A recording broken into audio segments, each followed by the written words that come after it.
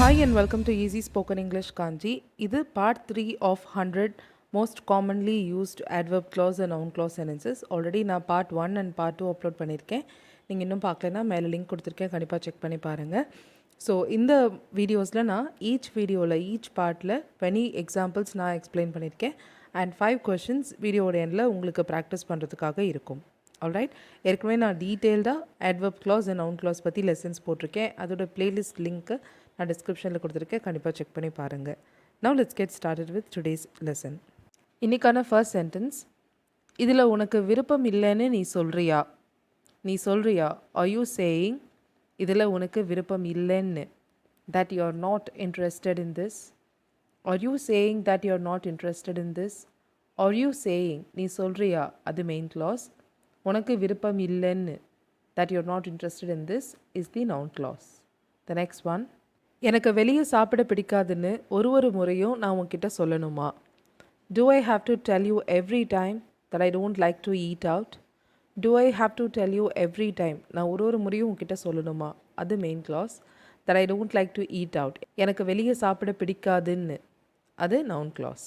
The next one, நீ அவருடைய ஆஃபரை ஏற்றுக்கிட்டியா இல்லையான்னு அவர்கிட்ட உன்னால் சொல்ல முடியுமா? Can you tell him whether you have accepted his offer or not? Can you tell him, உன்னால் அவர்கிட்ட சொல்ல முடியுமா? அது main clause. Whether you have accepted his offer or not, அவருடைய ஆஃபரை ஏற்றுக்கிட்டியா இல்லையான்னு. ஸோ கொஸ்டின் இல்லையா, இதுக்கா இல்லையான்றதுனால whether or not யூஸ் பண்ணியிருக்கோம், அது noun clause.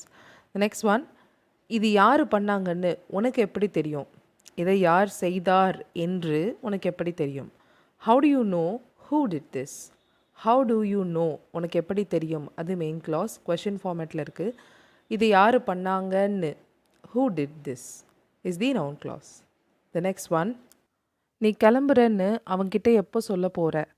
When are you telling him that you are leaving? When are you telling him, நீ எப்போ சொல்ல போகிற? இல்லைனா when are you going to tell him use பண்ணலாம். அது மெயின் clause.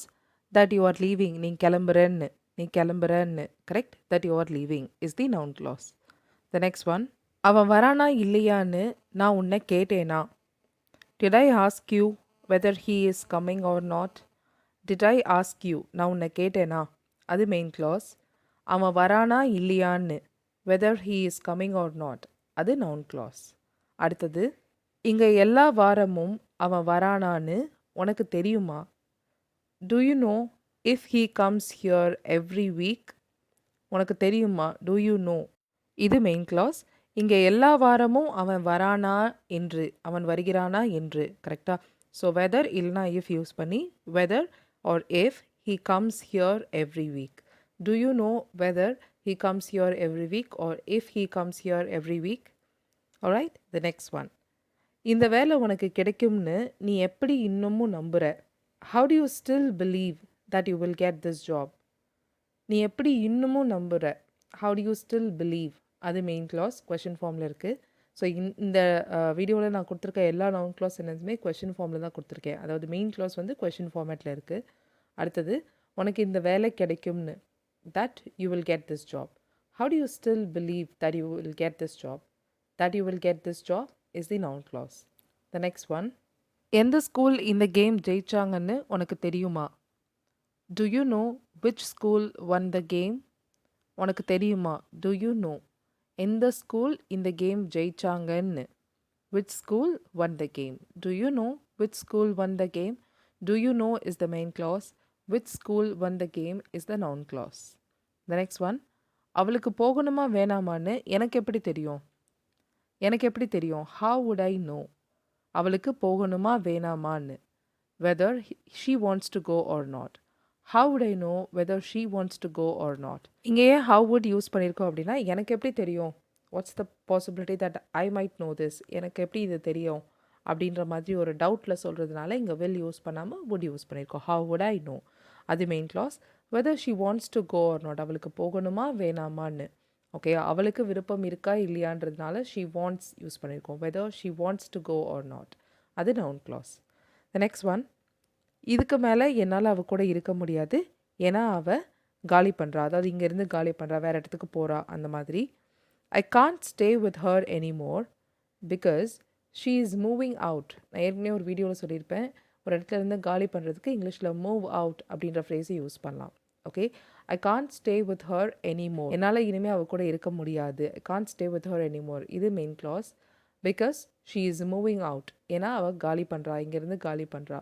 ஸோ அது வந்து adverb clause. The next one, உனக்கு எங்கே வேணும்னாலும் நீ போகலாம். உனக்கு எங்கே தோணுதோ, உனக்கு எங்கே விருப்பம் இருக்கோ அந்த மாதிரி அர்த்தம். அங்கே நீ போகலாம் அப்படின்னு சொல்கிறோம். You can go wherever you want.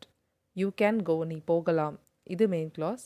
wherever you want, எங்கே வேணாலும் போகலாம். உனக்கு எங்கே தோணுதோ அங்கே போகலாம் அந்த அர்த்தத்தில் சொல்கிறது. இது adverb clause. The next one, நான் உயிரோடு இருக்கிற வரைக்கும் இந்த விஷயத்தை ஞாபகம் வச்சுக்குவேன். as long as I live, I will remember this incident. as long as I live, நான் உயிரோடு இருக்கிற வரைக்கும். இது adverb clause. நான் இந்த விஷயத்தை ஞாபகம் வச்சுக்குவேன். I will remember this incident. இது மெயின் clause. இந்த சென்டென்ஸை I will remember this incident as long as I live அப்படின்னும் சொல்லலாம். The next one, அமைதியாக இரு, அப்போ தான் உன்னால் தெளிவாக யோசிக்க முடியும். Be calm so that you'll be able to think clearly. Be calm, அமைதியாக இரு. இது மெயின் கிளாஸ். அப்போ தான் உன்னால் தெளிவாக யோசிக்க முடியும். ஒரு விஷயம் நடக்கிறதுக்கேற்ற மாதிரி அப்படின்னு சொல்கிறது தான் so that. சரிங்களா? So that you'll be able to think clearly. இது வந்து adverb clause. Be calm so that you'll be able to think clearly. The next one, அவள் நல்லா விளையாடினாலும் அவள் ஜெயிக்கலை, அவள் வின் பண்ணலை. Though she played well, she didn't win. Though she played well, அவள் நல்லா விளையாடினாலும் இது adverb clause. She didn't win, இது main clause. அவள் ஜெயிக்கலை. Though she played well, she didn't win. அவங்க எங்களை கூப்பிட்டதுனால நாங்கள் இங்கே இருக்கோம். We are here because they invited us. We are here, நாங்கள் இங்கே இருக்கோம். இது மெயின் clause. அவங்க எங்களை கூப்பிட்டதுனால because they invited us is the adverb clause. The next one, எங்கே முடியுதோ அந்த இடத்துல அவங்க மீட்டிங் நடத்துவாங்க. ஸோ எந்த இடத்துல முடியுதோ, எந்த இடத்துல நடத்த முடியுமோ அப்படின்னு அர்த்தம். அங்கே அவங்க மீட்டிங் நடத்துவாங்க. They will conduct the meeting wherever it is possible. Wherever it is possible. They will conduct the meeting. அவங்க மீட்டிங் நடத்துவாங்க. அது மெயின் clause. அவங்களால எங்கே முடியுதோ, எந்த இடத்துல நடத்த முடியுதோ. Wherever it is possible is the adverb clause. The next one, இங்கே வேலை செய்கிற வரைக்கும் நான் இங்கே இருப்பேன். I will stay here, இல்லைனா I will be hereனு சொல்லலாம். As long as I work here. I will stay here as long as I work here. I will stay here, நான் இங்கே இருப்பேன். இது main clause. As long as I work here, நான் இங்கே வேலை செய்கிற வரைக்கும். இது adverb clause. Next one, கஷ்டப்பட்டு வேலை செய், அப்போ தான் உன்னால் நிறைய சம்பாதிக்க முடியும். Work hard so that you can earn more. Work hard, கஷ்டப்பட்டு வேலை செய், அது மெயின் clause. அப்போ தான் உன்னால் ஒரு விஷயத்தை செய்ய முடியும் அப்படின்னு சொல்லும்போது நம்ம so that யூஸ் பண்ணலான்னு சொன்னேன். So that you can earn more. இது adverb clause. Okay, the next one, அவன் வேகமாக ஓடினாலும் பஸ்ஸை மிஸ் பண்ணிட்டான். Even though he ran fast, he missed the bus. அவன் வேகமாக ஓடினாலும், even though he ran fast, இது adverb clause. He missed the bus, அவன் பஸ்ஸை மிஸ் பண்ணிட்டான். இது மெயின் clause. இதை he missed the bus even though he ran fast இப்படியும் சொல்லலாம். That's it. We have seen 20 examples for this part, that is part 3. இங்கே உங்களுக்கான 5 examples இருக்குது நீங்கள் ப்ராக்டிஸ் பண்ணுறதுக்காக. ஃபர்ஸ்ட் இதை ரீட் பண்ணலாம். நாங்கள் அங்கே வர்றதுக்குள்ளே உங்களால் வீட்டை சுத்தம் செய்ய முடியுமா? நான் எங்கே வேணும்னாலும் உட்காந்துக்கலாமா? இந்த படத்தை நான் எத்தனை தடவை பார்த்துருக்குறேன்னு உனக்கு தெரியுமா? பணம் கட்ட அடுத்த வெள்ளிக்கிழமை கடைசி நாள்னு அவங்க உங்ககிட்ட சொல்லலையா? நீ என் கூட இருக்கிற வரைக்கும் நான் கவலைப்பட தேவையில்லை. ஸோ இந்த 5 சென்டென்சஸ் கண்டிப்பாக ட்ரை பண்ணி உங்களோட ஆன்சர்ஸ் எனக்கு காமெண்ட் பண்ணுங்கள். நான் கரெக்ஷன் பண்ணி ரிப்ளை கொடுக்குறேன். Alright, thank you so much for watching this video till the very end. I'll see you all in the next video. Till then, take care and bye.